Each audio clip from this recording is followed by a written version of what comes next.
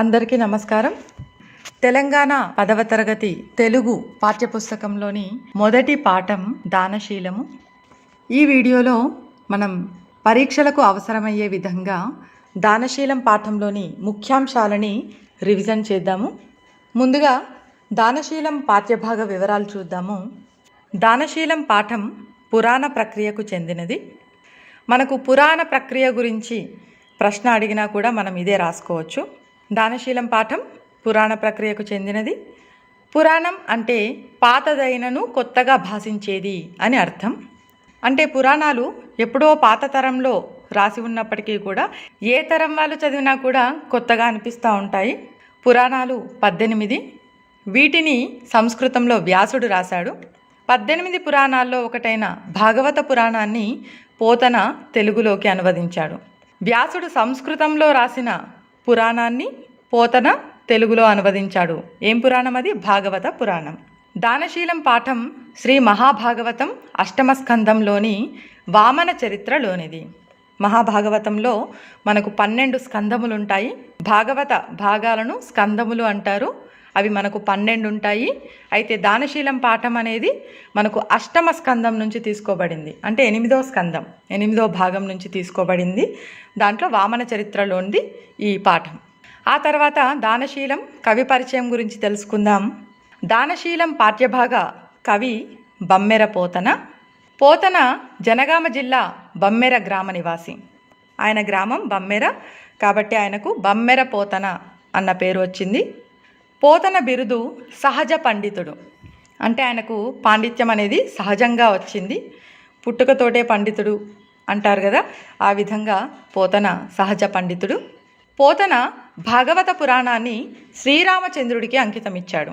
పోతన భాగవత పురాణం రాసి మానవ మాతృలకు ఎవరికి భాగవతాన్ని అంకితం చెయ్యను అని భగవంతుడిచ్చిన కళ కాబట్టి భగవంతుడికే అంకితం చేస్తాను అనేసి శ్రీరామచంద్రుడికి ఆయన అంకితం ఇచ్చాడు.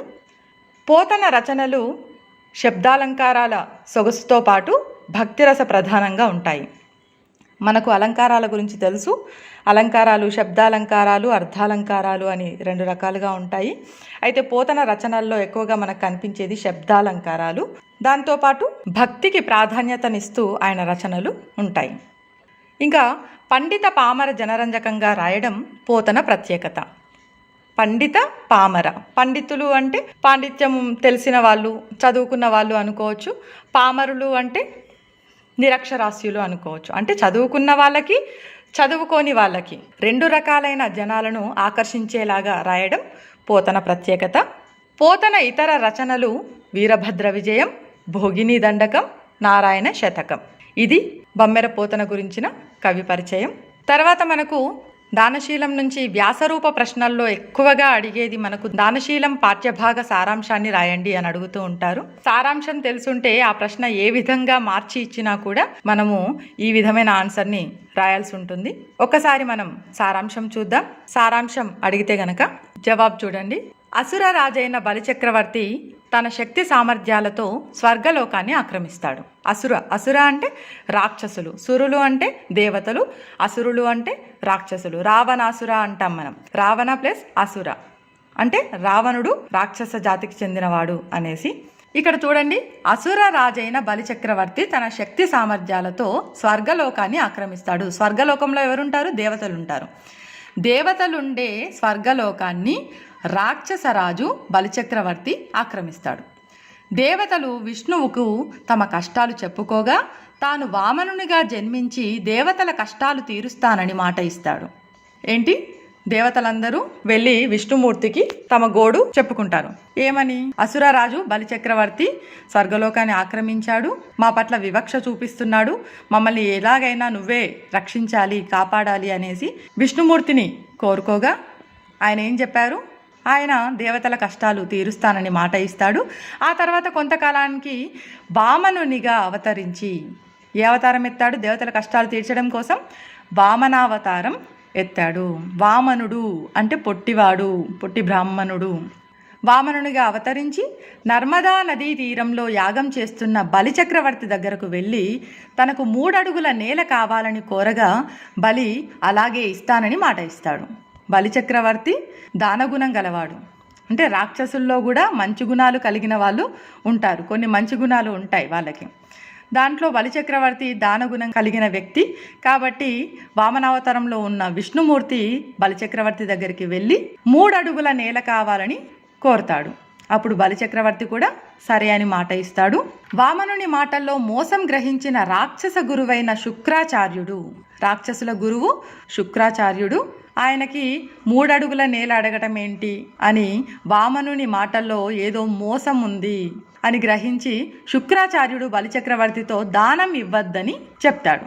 శుక్రాచార్యుడు బలిచక్రవర్తితో దానం ఇవ్వద్దని చెప్తాడు. అప్పుడు బలి శుక్రాచార్యునితో గృహస్థ ధర్మమైన అర్థం, కామం, జీవనాధారం మొదలగు వాటిలో ఏది అడిగినా ఇస్తానని, పూర్వం భూదేవి చెడ్డ పని చేసిన ఎవరినైనా భరిస్తాను కానీ ఆడిన మాట తప్పిన వారిని మోయలేనని బ్రహ్మతో చెప్పింది. పూర్వం భూదేవి బ్రహ్మతో అందంట, ఏమని? ఎంతటి పాపం చేసిన వాడినైనా భరిస్తాను కానీ ఆడిన మాట తప్పిన వాడిని నేను మోయలేను అందంట. అంటే ఈయన మాట ఇచ్చాడు, 3 అడుగుల నేల ఇస్తాను అని మాట ఇచ్చాడు. ఇప్పుడు నేను ఆ మాట తప్పలేను అన్నట్టుగా చెప్తున్నాడు. ఇంకా యుద్ధంలో వెనుతిరగకుండా వీరమరణం చెందటం, మాటకు కట్టుబడి ఉండటం అనేది మానధనుల లక్షణం. మానధనులు అంటే అభిమానమే ధనం అనుకునేవాళ్ళు. అభిమానమే ధనం అనుకునే వాళ్ళు ఏం చేస్తారంట? యుద్ధంలో వెనుతిరగకుండా వీరమరణం పొందుతారంట. యుద్ధానికి భయపడి వెనకడుగు వేయకుండా ముందుకు వెళ్ళి యుద్ధం చేసి వీరమరణం పొందుతారు. ఇంకా మాటకు కట్టుబడి ఉండటం, ఇచ్చిన మాట మీద నిలబడి ఉండటం అనేది మానధనుల లక్షణం. మనకు ప్రశ్న వస్తుండొచ్చు, మానధనుల లక్షణాలు ఏంటి? మానధనులు అనగా ఎవరు అంటే ఈ లక్షణాలు రాయాలి. పూర్వం రాజులకు రాజ్యాలు ఉన్నాయి, వారు దానం చెయ్యలేదు, పోతూ సిరిమూట కట్టుకుని పోలేదు. పూర్వంలో రాజులున్నారు, నాలాగే రాజులున్నారు, వాళ్ళకు రాజ్యాలున్నాయి, వాళ్ళు దానం చెయ్యలేదు. పోతూ అంటే వాళ్ళు మరణించిన తర్వాత సిరిమూట కట్టుకొని పోలేదు, అంటే వాళ్ళు సంపాదించిన ధనాన్ని వాళ్ళతో పాటు తీసుకొని వెళ్ళలేదు. శిబి చక్రవర్తి లాంటి వారు అడిగిన వారికి లేదనకుండా ఇచ్చారు. శిబి చక్రవర్తి మనకు 8వ తరగతిలో మొదటి పాఠం త్యాగనిరతిలో మనకు వస్తుంది శిబి చక్రవర్తి త్యాగం గురించి. ఆయన లాంటి వాళ్ళు అడిగిన వారికి లేదనకుండా ఇచ్చారు కాబట్టి అలాంటి వారిని ఈనాటికి లోకం కీర్తిస్తుంది. అలాంటి వారి పేరు ఇంకా నిలిచిపోయింది ఈ లోకంలో. అందరూ కూడా వాళ్ళ గురించి మాట్లాడుకుంటున్నారు, వాళ్ళ త్యాగం గురించి, వాళ్ళ దానగుణాన్ని గురించి. ఎన్ని యజ్ఞాలు పుణ్యకార్యాలు చేసినా విష్ణువుని చూడటం సాధ్యం కాదు. అలాంటి విష్ణువే వామనుని రూపంలో వచ్చి దానం అడుగుతున్నాడు. వచ్చినవాడు శివుడు, విష్ణువు, బ్రహ్మ ఎవరైనా సరే నా నాలుక వెనుదిరగదు, నేను ఒకసారి మాట ఇచ్చానంటే ఆ మాట మీద నిలబడతాను, నా నాలుక వెనుదిరగదు అంటే మాట వెనకకు తీసుకోను నేను అని చెప్తున్నాడు. ఎట్టి పరిస్థితుల్లోనూ మాట తప్పను అని బలిచక్రవర్తి అన్నాడు. ఇంకా బలిచక్రవర్తి భార్య అయిన వింధ్యావళి భర్త సైగను గమనించి బంగారు కలశంతో నీళ్లు తెచ్చింది. ఎవరు? బలిచక్రవర్తి భార్య పేరేంటి? వింధ్యావళి. ఆమె భర్త సైగను గమనించి, అంటే కళ్ళతోటి ఒక సైగ చేసిండు, నీళ్లు తీసుకురాపో దానం చేస్తున్నాం ఇప్పుడు అన్నట్టుగా. అప్పుడు ఆమె ఏం చేసింది? బంగారు కలశంతో, బంగారు కుండలో నీళ్లు తీసుకొచ్చింది. బలిచక్రవర్తి విష్ణువు కుడి పాదాన్ని కడుగుతాడు. మొదటగా కాళ్ళు కడిగి దానం చేస్తారు కదా, అట్లా విష్ణుమూర్తి కుడి పాదాన్ని మొదటగా కడుగుతాడు. ఆ పాదం దేవతలను కష్టాల నుంచి కాపాడేది, కలకాలం మేలు కలిగించేది, అన్ని ఉపనిషత్తులకు అలంకారమైనది, మోక్షాన్ని కలిగించేది. అదేవిధంగా వామనుని ఎడమ పాదం కడిగి ఆ నీళ్లు తలపై చల్లుకొని ఆచమనం చేశాడు. అదేవిధంగా 2 పాదాలు కూడా కడిగి ఆ కడిగిన నీళ్లు తలపై చల్లుకుంటాడు. వేద ప్రమాణత తెలిసిన వాడైన విష్ణువునకు 3 అడుగుల నేలను దానం చేసి పరమాత్మునికి ప్రీతి కలిగించేటట్లు నీటిని ధారగా పోశాడు. ఇట్లా దానం చేస్తున్నట్టుగా ఇట్లా నీళ్లు ధార పోస్తారు, ఇట్లా చేయి పెట్టేసి. ఆ విధంగా ఆచమనం చేశాడు. దేశకాల పూర్వకమైన సంకల్పాన్ని చెప్పాడు.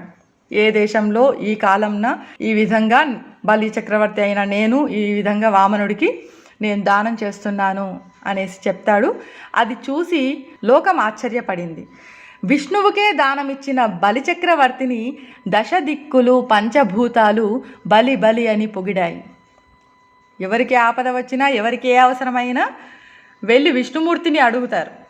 అలాంటి విష్ణుమూర్తికే ఈయన దానం చేశాడు అంటే అది ఎంత గొప్ప విషయం అనేసి దశ దిక్కులు అంటే ఇక్కడ 10 దిక్కులు. దశ దిక్కులు అంటే తూర్పు, పడమర, ఉత్తరం, దక్షిణం, ఆగ్నేయం, వాయువ్యం, నైరుతి, ఈశాన్యం, ఊర్ధ్వం, అధోభాగం అంటే ఆకాశం, భూమి అని. పంచభూతాలు అంటే భూమి, నీరు, అగ్ని, గాలి, ఆకాశం. ఏమైందంట, విష్ణువుకే దానం చేసిన బలిచక్రవర్తిని చూసి దశ దిక్కులు పంచభూతాలు బలి అని పొగిడాయి. అంటే మన లాంగ్వేజ్లో చెప్పుకోవాలంటే గ్రేట్ అని. ఇది సారాంశం. ప్రశ్న ఏ విధంగా మార్చి ఇచ్చినా కూడా దీంట్లో నుంచే మనకు ఆన్సర్ అనేది వస్తుంది. ఆ తర్వాత ఇంకో రకంగా కూడా మనకు ప్రశ్న వస్తుండొచ్చు, బలిచక్రవర్తి యొక్క గుణగణాలను గురించి తెలపండి అని. ఒకసారి ఆ ఆన్సర్ కూడా చూద్దాం. బలిచక్రవర్తి విరోచనుని కుమారుడు, ప్రహ్లాదుని మనవడు, రాక్షస వంశానికి చెందినవాడు. కానీ దానం చేయడంలో చాలా ఆసక్తి కలవాడు. ఎవరైనా అతని వద్దకు వస్తే ఖచ్చితంగా దానం చేసేవాడు. ఇది బలిచక్రవర్తి గురించిన ఇంట్రడక్షన్, పరిచయం. బలిచక్రవర్తి విరోచనుడి కుమారుడు, ప్రహ్లాదుడికి మనవడు. ప్రహ్లాదుడు మీకు తెలుసు, హిరణ్యకశిపుడి కొడుకు. ఆయన స్తంభంలో ఉన్నాడు నా దేవుడు అంటే హిరణ్యకశిపుడు స్తంభాన్ని పగలగొడితే అక్కడి నుంచి మనకు నరసింహస్వామి ఉద్భవిస్తాడు. అలాంటి ప్రహ్లాదుడికి మనవడైన బలిచక్రవర్తి గుణగణాలు చూద్దాము. 1, అడిగిన వారికి దానం చేసేవాడు. 2, ఆడిన మాట తప్పేవాడు కాదు. 3, ధనం మీద దురాశ లేనివాడు. 4, కీర్తిని సంపాదించడమే గొప్పదని భావించేవాడు.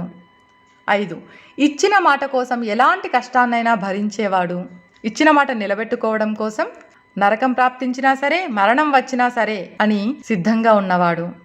6, వచ్చిన వ్యక్తి విష్ణుమూర్తి అని తెలిసినా దానం చేయడానికి సిద్ధపడినవాడు.